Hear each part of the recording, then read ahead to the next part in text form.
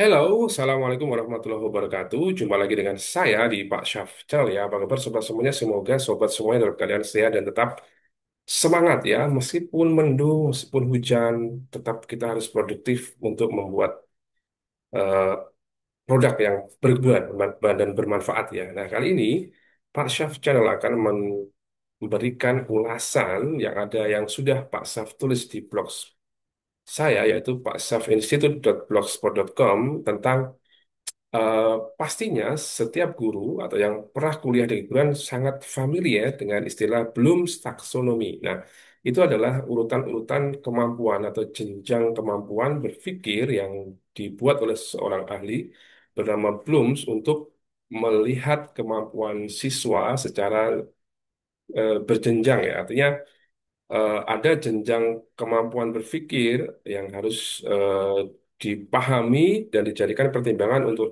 oleh seorang guru ketika dia mendesain apapun ya, pembelajaran, assessment dan seterusnya. Nah, kali ini Pak Syaf, saya akan mereview bagaimana kita mengintegrasikan AI yang sangat menjamur sekarang ini ke dalam masing-masing jenjang tersebut. Nah, tapi jangan lupa sebelumnya, like, comment, share, dan subscribe Pak Saf channel sebanyak-banyaknya ya. Lagi-lagi saya akan berbagi layar dan halaman apa namanya halaman blog saya. Ini blogspot paksafinstitute.blogspot.com. Nah, ini adalah bagaimana AI mengintegrasikan setiap level taksonomi Bloom. Nah, seperti kita tahu ada beberapa tingkatan ya di Bloom itu. Nah, ini ada yang sangat kita kenal adalah remember atau mengingat, ada understand, ada apply, ada analyze, ada evaluate, ada create. Nah, ini adalah level taksonomi Bloom yang sudah sangat familiar di kalangan guru terutama maupun di mahasiswa pendidikan. Nah, pertanyaannya adalah bagaimana kita mengoptimalkan peran AI yang sangat maju pesat ini ke dalam masing-masing tahapan tersebut. Nah, di sini kita lihat. Nah, ini sudah saya bagi ya, sudah saya bagi per levelnya. Misalkan di level satu remember, mengingat itu fondasi pengetahuan. Kata kuncinya adalah mengingat, mendaftar, mengidentifikasi, mengulang. Nah, apa yang bisa kita optimalkan di sini?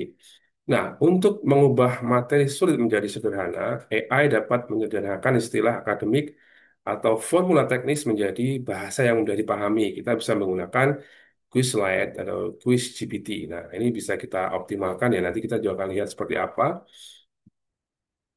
Nah, ini silahkan dieksplor. Saya tidak akan mengeksplor masing-masing ya.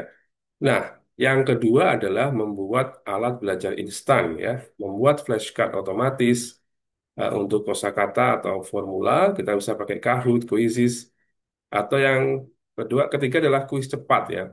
Kuis cepat itu menghasilkan kuis pilihan ganda atau isian berdasarkan fakta. Nah, kita bisa menggunakan Gemini atau yang lainnya. Nah, yang kedua adalah understand atau memahami ya.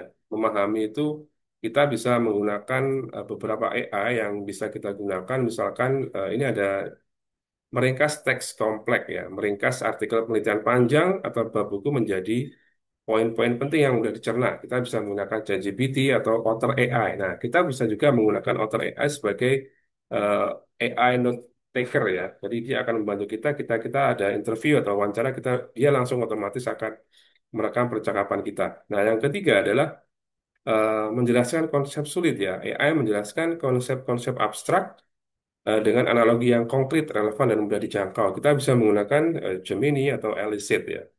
Kemudian yang ketiga, membuat materi terdiferensiasi ya, menghasilkan materi bacaan sesuai tingkat pemahaman pembaca. Kita bisa pakai Bliss Teaching ya. Sebelumnya sudah saya review juga di konten sebelumnya. Nah, di yang ketiga, apply atau menerapkan itu kita menggunakan, mengimplementasikan, mendemonstrasikan, memecahkan, melaksanakan ini adalah kita menggunakan di sini eh, latihan soal spesifik. Kita menggunakan Magic School atau Photomath ya. Kita akan sangat terbantu dengan Magic School maupun Photomath ya. Photomath lebih banyak digunakan di mapel matematika. Nah, berikutnya adalah pemeriksaan tata bahasa dan kode. Kita bisa menggunakan ChatGPT maupun Gemini. Yang berikutnya adalah simulasi dan studi kasus. Kita bisa menggunakan Gamma AI. Gamma itu bisa membuat apa namanya slide secara otomatis. Nah, yang keempat level analyze atau menganalisis atau menggali lebih dalam ya. Di level ini kita bisa mendesain beberapa aktivitas, misalkan membandingkan perspektif ya. Kita bisa menggunakan Perplexity ataupun Scholar AI. Nah, yang berikutnya untuk menganalisis data, kita bisa menggunakan Elicit maupun ChatGPT. Untuk dekonstruksi teks ya, kita bisa menggunakan eh, Gemini ya, atau Gemini. Nah, di tahapan evaluate ya atau mengevaluasi untuk menilai kritis, kita bisa menggunakan Site AI ya. Site AI juga pernah saya review di konten-konten saya sebelumnya. Ini banyak digunakan untuk mencari reference atau membuat literature review ya.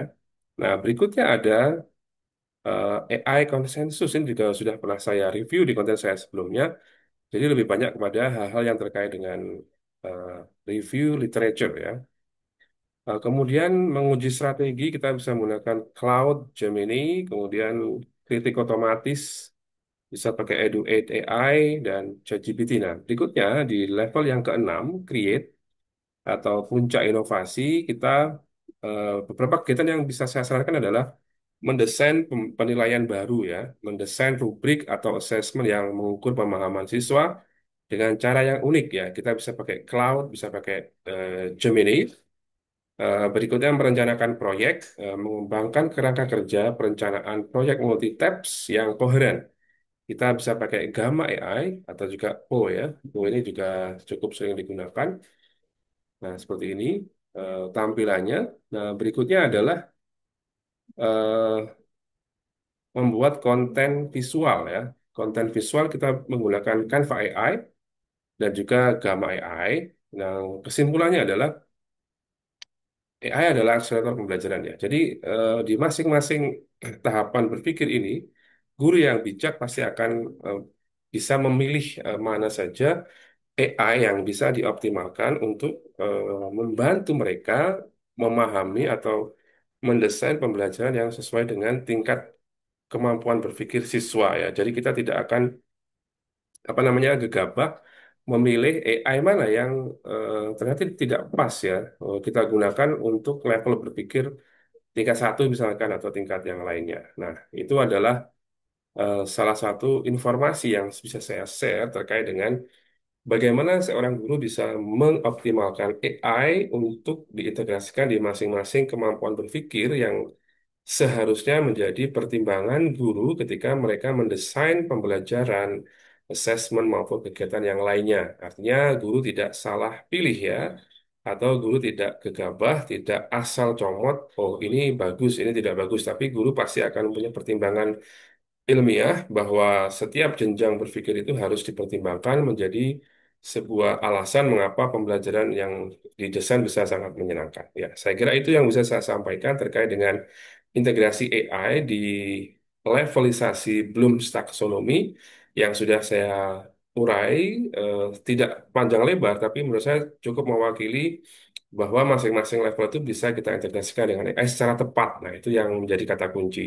Nah, bagi teman-teman yang mau lebih banyak apa mendapatkan informasi terkait hal yang update terkait dengan dunia AI dan pendidikan, silahkan mengunjungi blog saya di paksafininstitute.blogspot.com ya. Untuk channel saya tetap akan terus berproduksi. Jangan lupa like, comment, share, dan subscribe Paksa channel sebanyak-banyaknya. Assalamualaikum warahmatullahi wabarakatuh.